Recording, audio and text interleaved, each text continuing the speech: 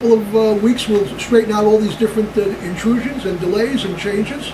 This is exactly what happened when we were here years ago. We started the same way, and we are still here. Valerie and Star, thank you so much for coming back to the show. We really appreciate it. And you're on our first broadcast from our old new location. Yeah, thank you for having us. Yeah. Now, we're not broadcasting through the board. We're broadcasting strictly sound from the camera, so you'll have to keep your voices up a little bit because it's strictly by camera, which is an excellent mic on that camera, and it will hear us just fine. Valerie, we talked about last time that you were involved in charities, you were involved in producing plays and movies, you were involved in recipe books, you were involved in playing roles in the theater, and promoting new. Where do you want to start? What project do you want to start with?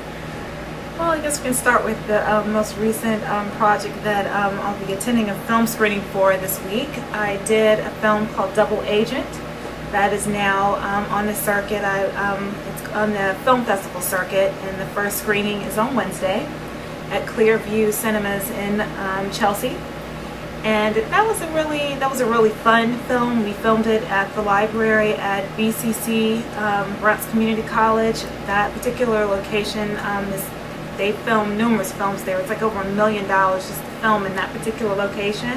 It's a gorgeous hall. So I filmed there a couple of months ago. We did some of the filming and did the voiceover work, and the screening is finally taking place.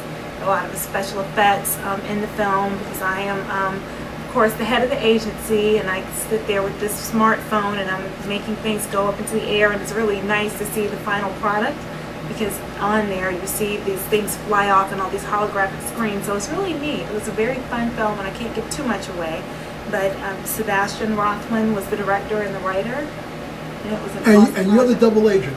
No, I am the head of the agency. I have agents who work under me. Okay. So, correct yourself.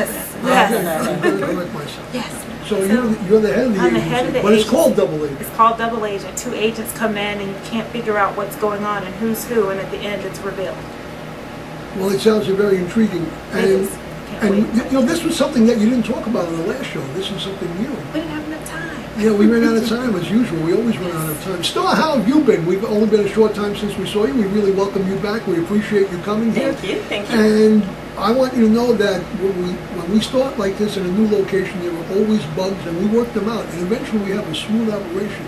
Oh, it seems pretty smooth to me. Yeah, there's a bug on the table. Oh, it's a yeah, headphone. just swallow that and eat that up there. We had that last time too, but I don't want to frighten anybody. So I know that you are the editor-in-chief of UCAN magazine. Yes. And I know that you are also an actress. Yes. And I know that you said that you wanted to play a really difficult part, one of your favorite parts, was that you wanted to be a hard A serial killer. A serial killer. Yeah, that would be really interesting. What kind of cereal? That's funny. Lucky Charms. I want, Star has a tremendous range, because I've seen Star in Absolutely. a wide range of personalities. I saw her on stage. Yes. Oh, you did? Yeah, That's in right, real I life, forgot. and in real That's life. And sweet. we've also seen these range in real life as well. And that's the mark of an actor. That Thank can you. do a lot of different things. Well, maybe we'll figure something out. Do you write?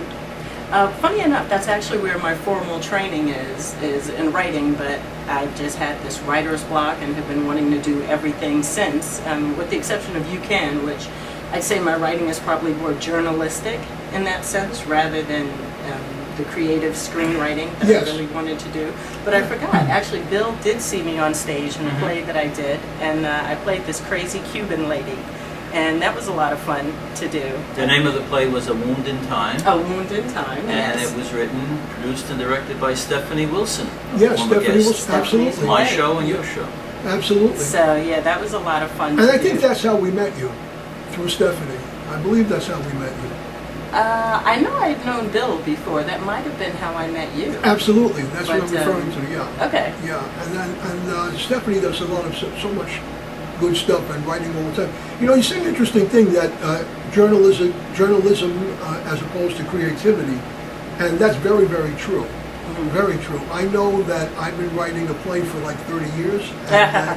And when I write it, the problem is I write it as a novel, not as a play. Yeah. And that's a big problem. I know there's software that changes that and all of that, but I haven't gotten to that point yet. I'm still writing. Still thinking of the story. Well, I'm writing, you just keep changing it in characters and you never finish what you're writing. I want to give you a quote that I posted on Facebook by Pete Hamill, who said, "Being a journalist is living a fully conscious life." And basically, again, being a journalist means living a fully conscious life, which basically means that to be a journalist, you have to have the facts, you have to be aware of the moment, the context of the facts that you're reporting on. So it's a certain craft to be a journalist. And unfortunately, in the last several years, it's become more political and opinion based than truly being conscious of all sides, reporting all sides, being a true journalist and reporting the facts.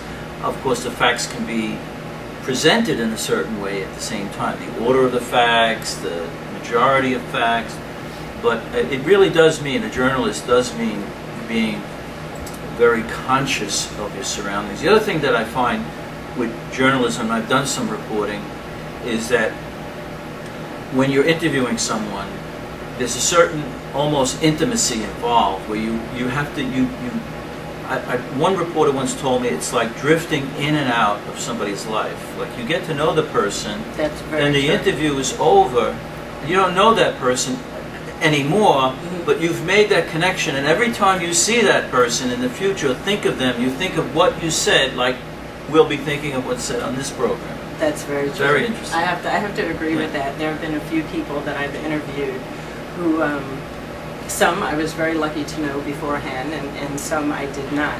But you always think about the facts that you found and what you talked about in the interview. And I think too, in journalism, at least when you try to do it in a positive light, is that you always have to be very conscious of how you present Right. that person. Because you'd be surprised at how many people take very, very seriously what it is that you write about them, and even readers and what they read. So I try to be, especially when doing something in entertainment, I try to be very conscious of how I present the person, and always to present them in the most positive light, because it's in print and it lasts forever, and it's something now that somebody can Google and look up and always be able to find it. So. How do you certify a fact? I know in journalism it's very important to say the truth before you print something. Well, I guess I'm lucky in that I don't do the kind of journalism that Bill was talking about. I do more entertainment journalism. So we make sure we have people's names spelled correctly. We make sure we have That's a biggie. dates. That's a biggie. Very important. We make sure we have dates right. But a lot of what we do is based on art. So that in itself leaves room for being subjective. And I remember when we actually did a piece on you, and hope to do a piece on Bill very soon. Very, very nice. Thank you. Thank you. I remember emailing you saying, okay, is it a capital F or is it a small F? Yeah, there's a story to that. I don't remember what. I think I told you small F, right? Well, actually, yeah, you did. But there was one time where you had kind of thrown me off, where I thought I had seen a capital F, and so, but it's things like that that we check. Well, it's supposed to be a capital F. There's a story attached to that. In Italian, when you spell a name like that, Lowe is a prefix. And so, yes, it should be a capital F. But my father and his father couldn't write. Okay. My father spelled it with a small f, and in respect to my father, my brother and I continue the tradition. But all of our children, my children and my brother's children, all use capital F. Okay. But they're like third generation in this country, so I guess that's the reason they're more formal. But that was the reason. I appreciate you inquiring. Well, that is, like I said, once it's out there, it's in print, it's something that people can Google, and it's a representation. I'm going to go Google it now. Yeah. Have a great show. Why don't you cut that for a second and put it back on again? Thank you. So anyway, between the both of you,